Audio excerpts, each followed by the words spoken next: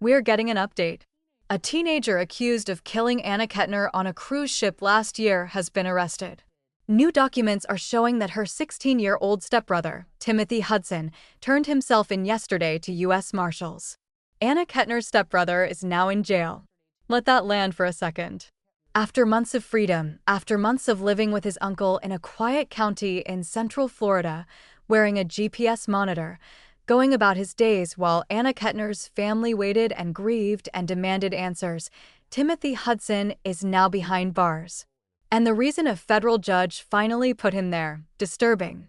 That is the only word for it. Here is the breaking news.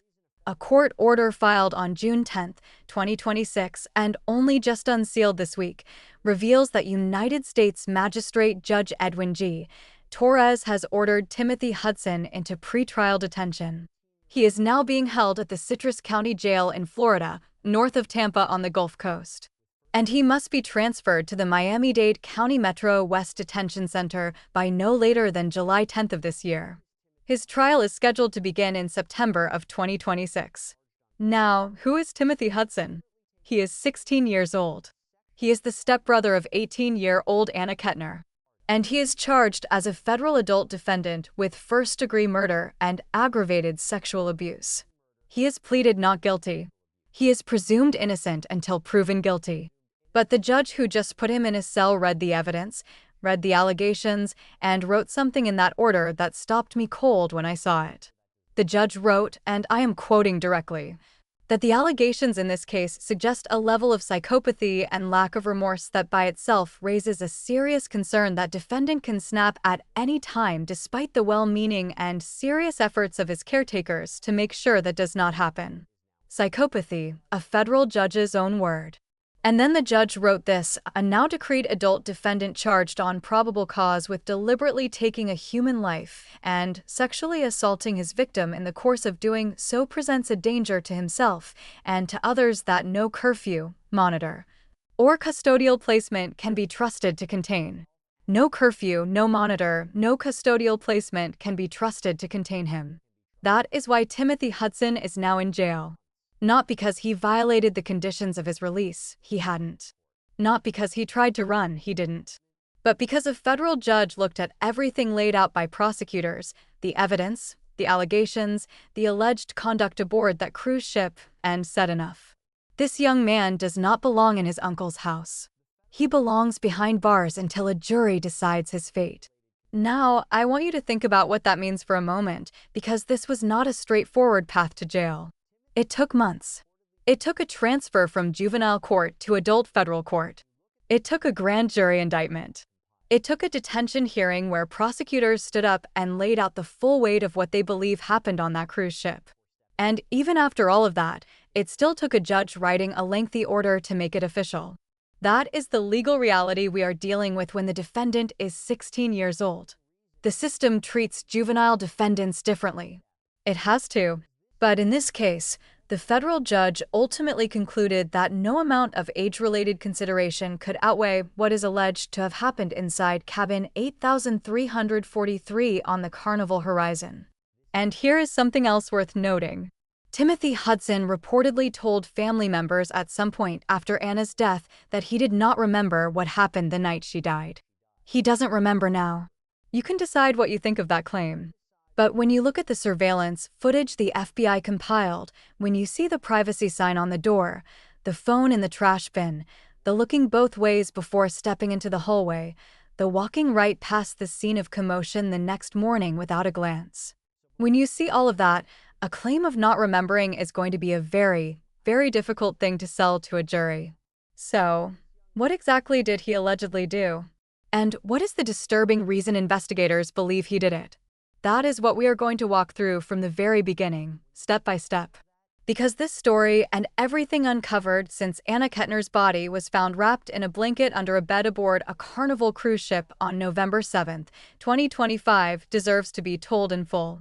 And it starts with understanding who Anna was. So, before we go any deeper into the evidence, the arrest, the courtroom, I need you to understand who Anna Kepner was. Because this is not just a case. This is a life, a real life. And I think sometimes in these stories we get so caught up in the legal details and the timelines that we forget about the person at the center of it all. So, let's start. There. Let's start with Anna. Anna Marie Kepner was born on June 13, 2007 in Titusville, Florida. Right there on Florida's Space Coast, the kind of town where you can watch rocket launches from your backyard and kids grow up with salt in their hair and sand between their toes. She was a varsity cheerleader, first at Titusville High School, then at Astronaut High School, and finally at Temple Christian School, where she was finishing out her senior year. She was proud of that team. She was close, just a few months away from graduating. But cheerleading was just one part of who she was, because Anna had a plan, a real, specific, detailed plan for her life. She had already taken her military entrance examination. She wanted to join the United States Navy after graduation, and then, after that, she wanted to become a K-9 police officer. Think about that. That is not someone drifting through life without direction. That is a young woman who knew exactly who she was and exactly where she was going. She was 18 years old. She had her whole future mapped out. Her friends remembered her as bubbly, outgoing, always smiling.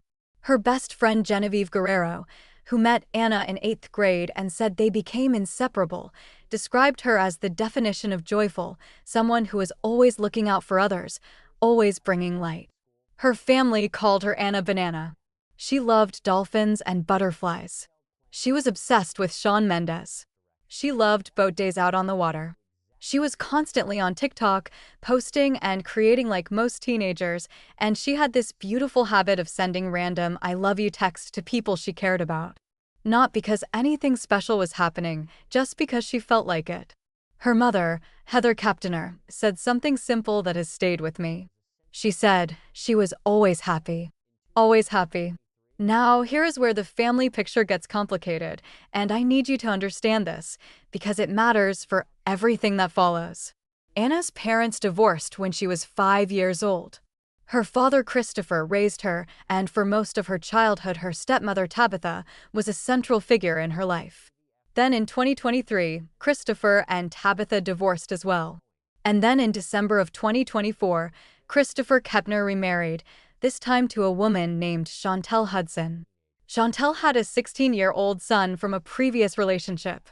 His name was Timothy Hudson. So in December of 2024, Anna Kepner gained a stepbrother. 11 months later, she was dead.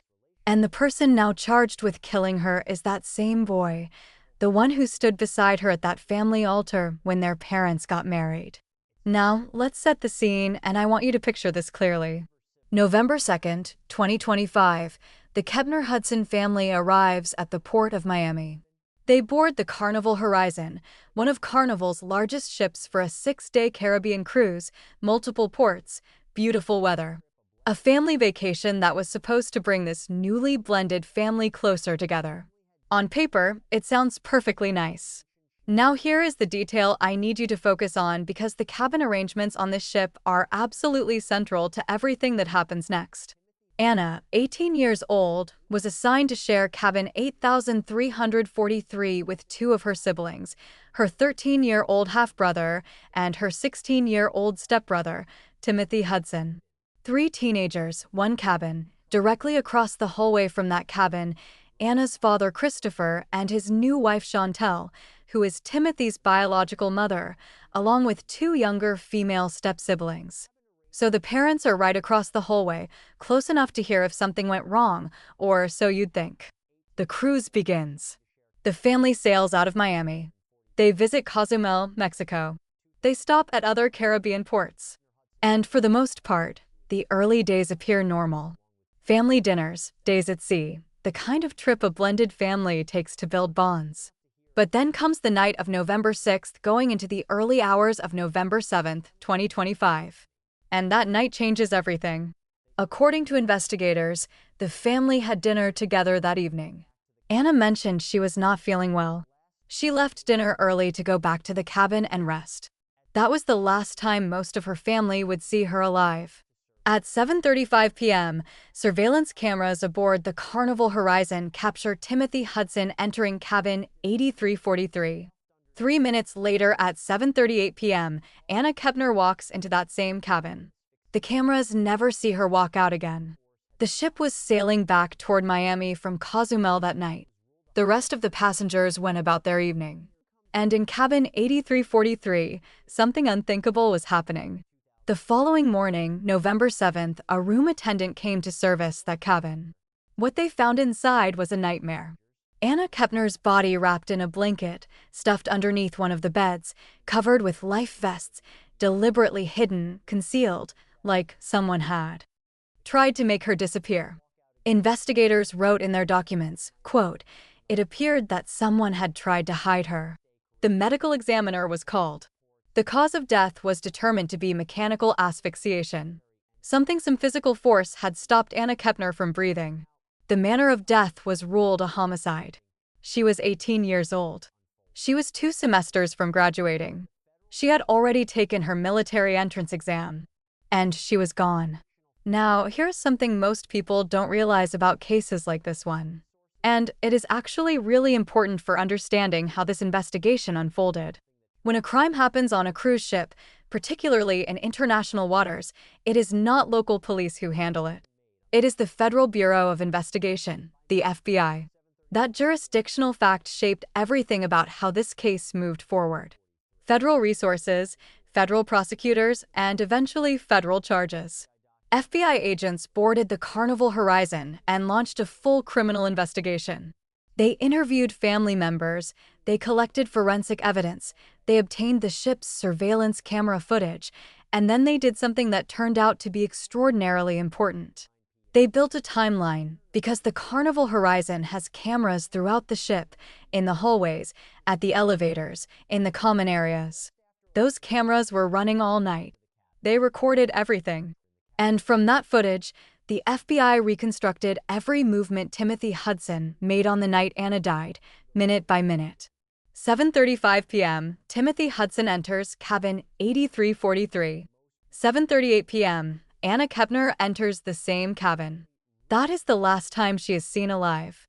7:51 p.m., Anna's 13-year-old half-brother tries to enter the cabin. He leaves quickly. The FBI took note of this. 10:13 p.m., Timothy Hudson opens the cabin door, steps into the hallway, and here is what FBI documents say specifically, quote, "Upon opening the cabin door at 10:13 p.m., T, meaning Timothy, is seen looking left and right down the hallway, appearing to check if anyone is in the hallway." End quote. And agents noted this was the only time throughout his movements that night that he did that specific action when leaving the room. Just that once. Looking both ways, making sure no one was watching. He goes back inside. He comes out again. He goes back in. Between 10:12 and 10:49 p.m., there is a pattern of movement in and out of that cabin. 10:53 p.m. He places a privacy sign on the door. Just after 11 p.m., he returns to the cabin. 11:21 p.m. The 13-year-old half-brother enters, stays just a couple of minutes, tells the FBI later he did not see his half-sister in the cabin, leaves at 11:23. 11:44 p.m. Hudson goes in and out again. Just after midnight at 12:09 a.m. The 13-year-old tries to get back into the cabin for the night. And this is where it gets chilling. When that boy opened the cabin door, Timothy Hudson allegedly physically put his arm out, blocked the entrance from opening fully, and told the boy FBI documents quote this directly, "Wait, don't come inside." The boy thought it was strange. All the lights in the cabin were on. The bathroom door was open. The closet door was open. Something felt off, but he was 13 years old. He didn't know what was inside that room. Hudson reportedly told him he was changing clothes. He made the boy wait in the hallway. Eventually, he let him in. And that 13-year-old boy went to sleep in that cabin that night not knowing that his half-sister's body was under the bed, just a few feet away from him. The next morning, when crew members found Anna and commotion broke out around that cabin, surveillance cameras captured Timothy Hudson walking past in the hallway. He didn't stop, didn't look inside, didn't react, just walked straight ahead.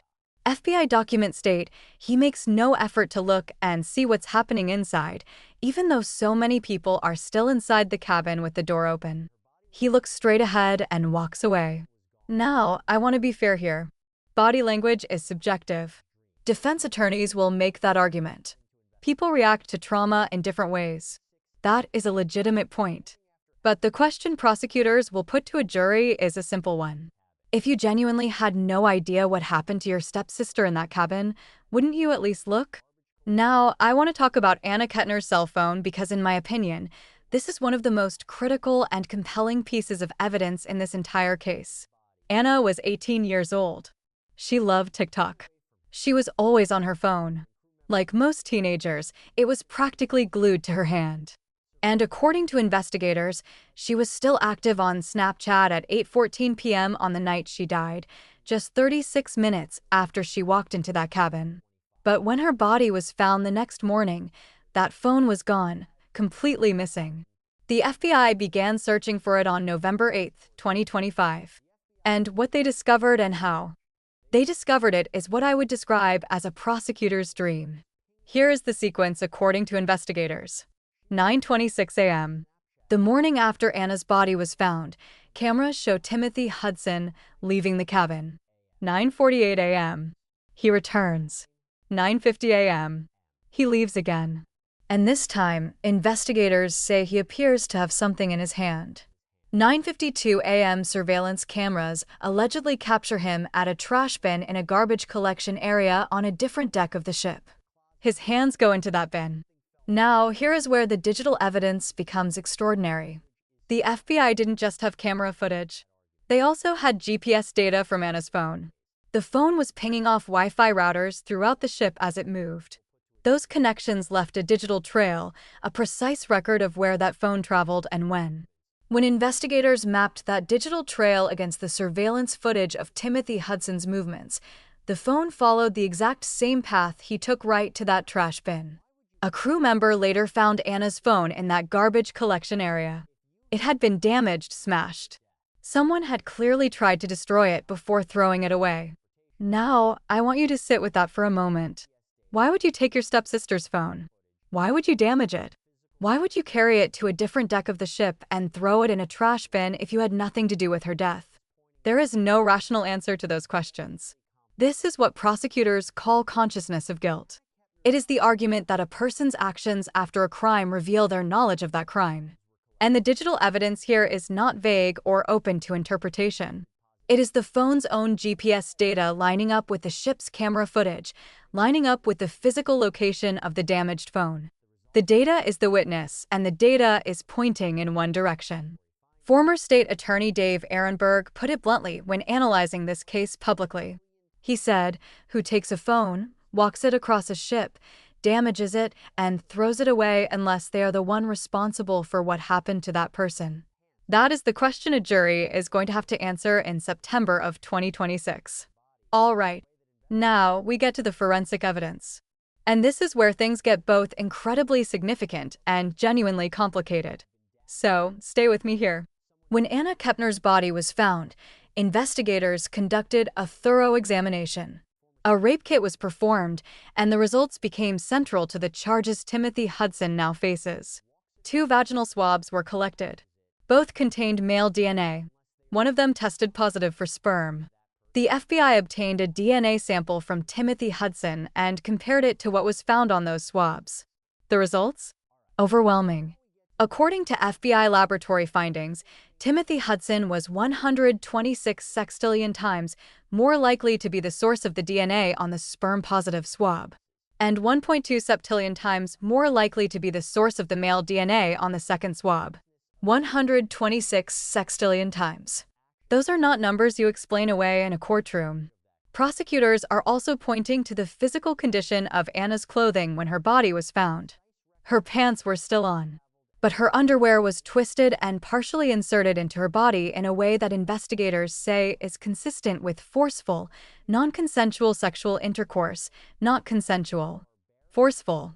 And the medical examiner concluded she died from mechanical asphyxiation, likely, according to prosecutors, caused by a chokehold applied for 3 to 5 minutes. 3 to 5 minutes. The prosecution described it this way in court, quote, "That is a barbaric, intentional, thoughtful act. Not an accident. not some sort of brief, weird moment. He made the decision to do that, and he continued to do that until she had no more life left in her. Now, here's the twist. A second male DNA profile was found, not from Timothy Hudson, from a different person. During court hearings, prosecutors disclosed that Anna had apparently had sexual contact with another male juvenile passenger on the ship, someone referred to only as minor witness 2 in court documents. A boy from out of state with no known connection to the Kepner Hudson family. That boy was tested and he was excluded as the contributor to the most critical samples. Now, defense attorneys are going to use that second profile. They would be failing their client if they didn't. It introduces a question. It gives them something to point to. Former Judge Tarlica Nunez Navarro said publicly that this gives the defense an end, a place to start planting reasonable doubt. But here is what prosecutors are going to fire back with. The surveillance footage places only 3 people in that cabin the night Anna died. Anna, her 13-year-old half-brother, and Timothy. The half-brother has been excluded as a contributor. There is no footage of anyone else entering cabin 8343 that night. There is no evidence that minor witness 2 was ever in that room. The second DNA profile does not explain the chokehold. It does not explain the phone in the trash bin. It does not explain the privacy sign on the door. It does not explain Timothy Hudson looking both ways down the hallway at 10:13 p.m. And here is what legal analysts believe goes to motive. Reports from people who knew Anna and Timothy suggest that Hudson had a long, possessive, obsessive fixation on his stepsister. Analysts have theorized that discovering Anna had been with someone else on this cruise may have triggered what happened in that cabin: jealousy, rage, and the decision to take her life. None of that has been proven in court. But it is the prosecution's theory, and it is supported by a chain of physical, digital, and forensic evidence that tells a very specific story. Now, I need to step back from the evidence for a moment, because there is a piece of this story that I think deserves serious attention. The warning signs and the alleged reason behind all of this. Because it is becoming increasingly clear from witness accounts and family reports that Timothy Hudson's disturbing fixation on Anna Kepner was not entirely hidden. Not from everyone. Stephen Weston, the father of Anna's former boyfriend Joshua, too, gave an interview to Inside Edition. And what he described is unsettling in a way that is hard to overstate. He said that Timothy was, in his words, obsessed with Anna. That he relentlessly pursued her despite the fact that they were now step-siblings. That he was, quote, infatuated, attracted to her like crazy. That he always wanted to date her. And that Anna herself was scared of him telling people that Timothy always carried a large knife. And then there was something Joshua allegedly witnessed on a FaceTime call with Anna. Stephen Weston said his son saw Timothy come into the room where Anna was sleeping and get on top of her. Let that sit with you for a moment. He got on top of her while she was asleep. Joshua apparently told Anna's parents what he had seen. He warned them about Timothy's behavior around Anna. He raised the alarm. And according to Stephen Weston, the parents didn't want to believe it. Now, I want to be careful here. I am not piling blame onto a family already living through unimaginable grief. Blended families are complicated. People don't always want to see what is right in front of them, especially when believing it would tear apart a marriage that is only 11 months old.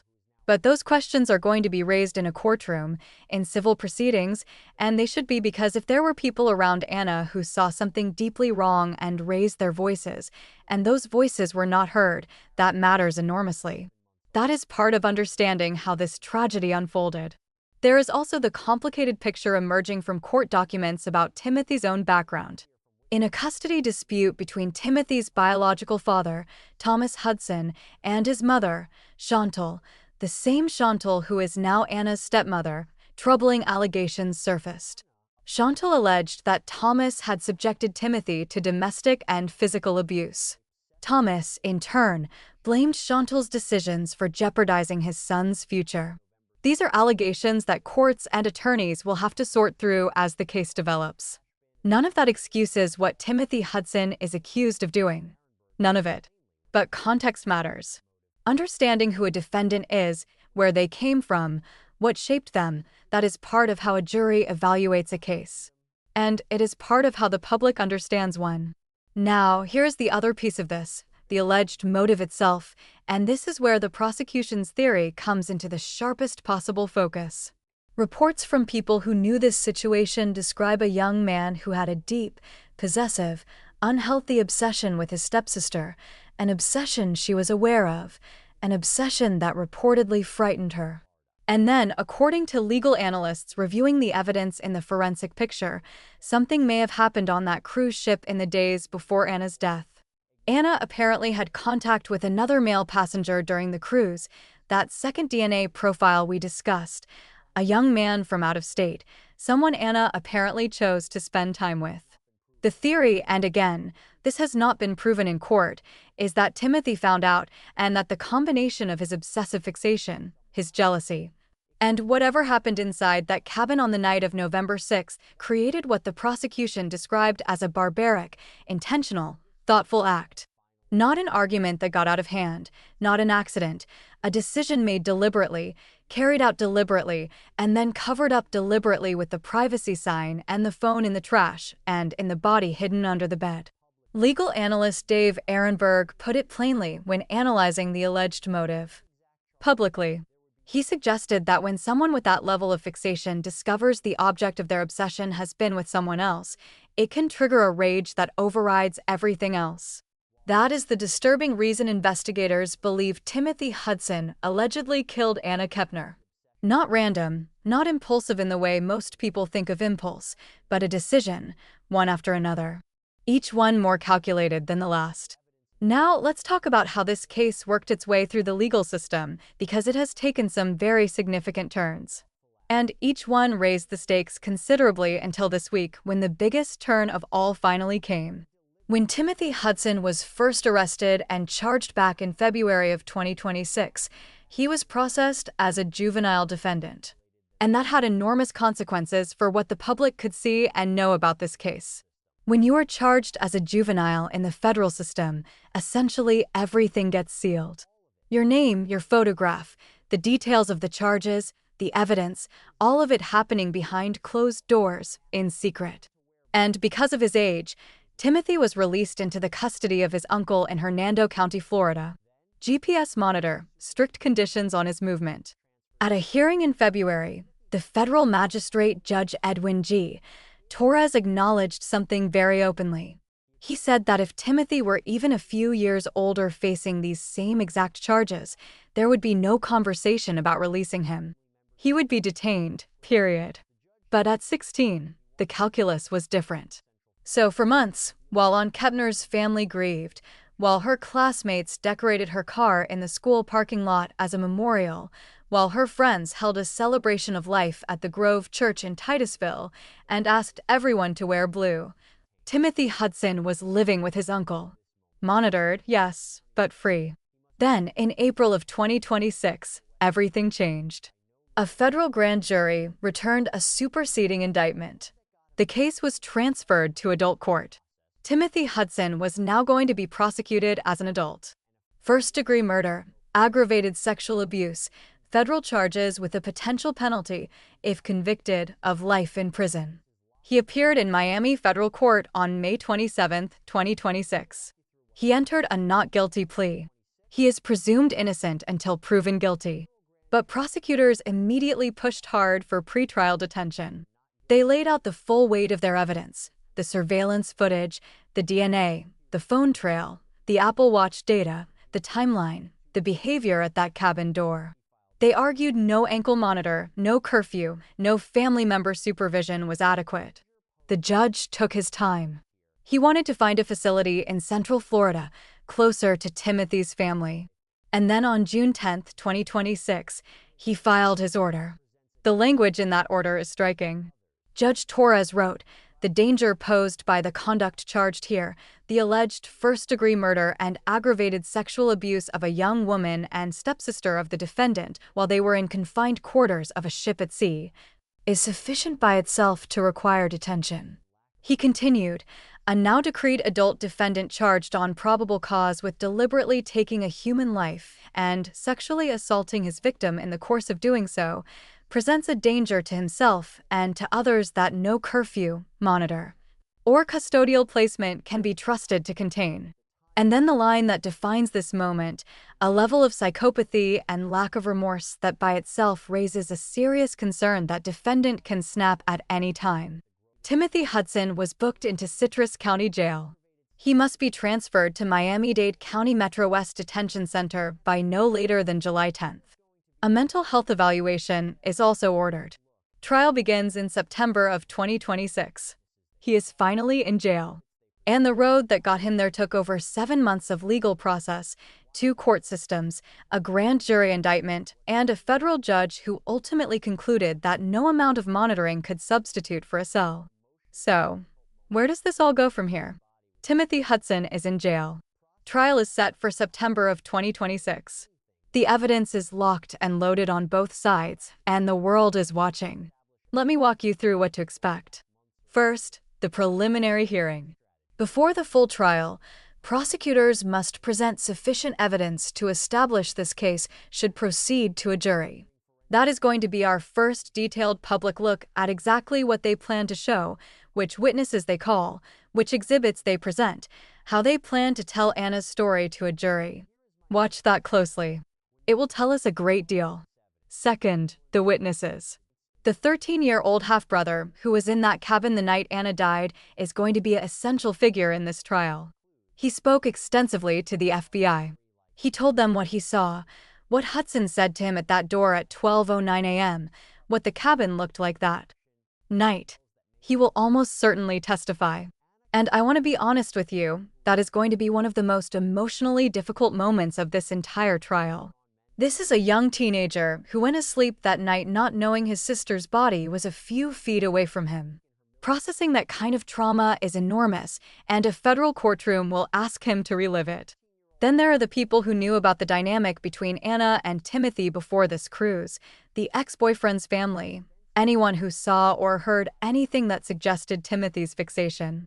The prosecution may call them to establish a pattern of behavior going back months or longer. Third, the defense strategy. Defense attorneys will fight this hard. They will point to the second DNA profile. They will argue there is no direct eyewitness to what happened inside that cabin. They may bring forensic experts to challenge the cause of death. They will remind the jury that Hudson had no prior criminal history and never violated his pretrial conditions. They will try to introduce reasonable doubt wherever they can find an opening. And that is their job. That is how the system is supposed to work. But here is my honest assessment. When you look at the totality of this evidence, the surveillance footage, the DNA, the Apple Watch data, the phone trail, the text messages, the behavior, you are not looking at one piece of evidence that can be explained away in isolation. You are looking at a chain that links together into one picture, and every link in that chain points in the same direction. Fourth, the civil dimension. Because at some point after the criminal case concludes, civil proceedings are very likely. There are questions about what family members knew and when. There are questions about the cruise line. The cameras on that ship helped solve this case, but could more have been done? Those are questions civil attorneys are already beginning to think about. And finally, Anna, because in the middle of all of this, the court dates, the motions, the expert witnesses, the jury selection, the appeals that may follow a verdict, there is Anna Kepner, the girl who loved cheerleading and dolphins and boat days, who was obsessed with Shawn Mendes and sent random "I love you" texts to people just because she felt like it, who had already taken her military entrance exam, who was going to graduate in the spring of 2026, who wanted to join the Navy and become a canine police officer, who was known by everyone who loved her as always happy, always bubbly, always bringing light. Her classmates decorated her car and left it in the school parking lot for weeks, a memorial to a girl who should have been sitting in those classrooms finishing her senior year. Her best friend Genevieve said they were inseparable. Her ex-boyfriend Josh said she was the best that ever happened to me. And her mother said simply, she was always happy. Anna Kepner was 18 years old. She had a whole life ahead of her. And if what prosecutors allege is true, that life was taken from her by someone who was supposed to be her family. Timothy Hudson is now in jail. September of 2026 is coming, and we will be watching every moment of that trial because Anna Kepner deserves justice. She deserves for US to pay attention. And she deserves to be remembered not only as a victim, but as the joyful, ambitious, extraordinary young woman she was. That is all for now. If this story moved you, please share it. Subscribe if you have not already, and stay with us as this case continues to unfold. Because this story is not over. Not until a jury delivers its verdict, and not until Anna gets what she deserves.